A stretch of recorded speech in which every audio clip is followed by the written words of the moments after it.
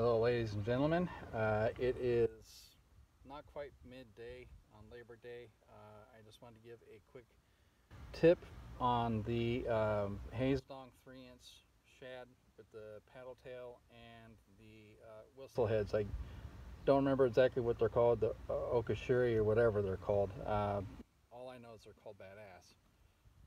So one of the things I've noticed is if you get enough hits from bass, eventually you will lose the little rubber stop that happens to hold against that collar, and it'll be free moving. Well, the problem with that is that it starts wearing down the thread that holds all that together, because it's just this little monofilament stopper on it, which actually works brilliantly to hold the bait on. The thing with the haezdongs, though, is they're fairly fragile. They move great. So with these, what I end up doing is just cutting the head and using just purely the body. Now, they have a ridge in the middle for the weedless rigging of them, so you can do them Texas rig. Believe it or not, micro Texas rig with these is pretty badass. So all you got to do is thread it on and just push it gently up on it. It'll still spin just fine because it's got the two flanges on it. The other thing I have noticed is that if you do not put the body on as straight as possible, it will always keel to the side one way or the other.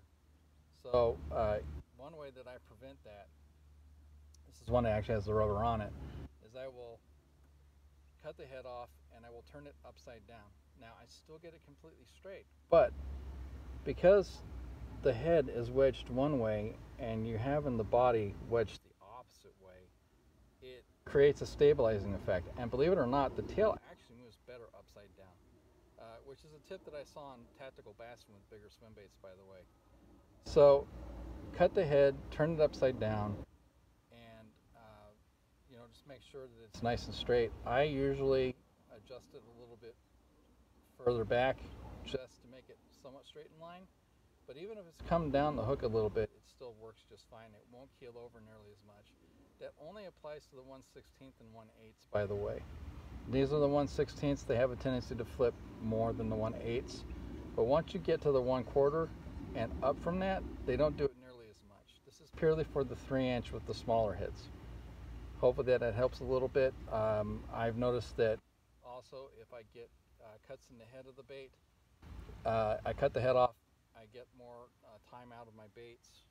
I mean, I've had this pack for like 2 weeks and I still got 3 or 4 bodies left. Just keep making use of them. The action of the whistle head and the bait together is absolutely phenomenal, so they're not going to care if it's torn up a little bit. You bite the head off, they're not going to care. They're going to eat it if they're in any way, shape inclined. So there you go. Just a couple tips for you.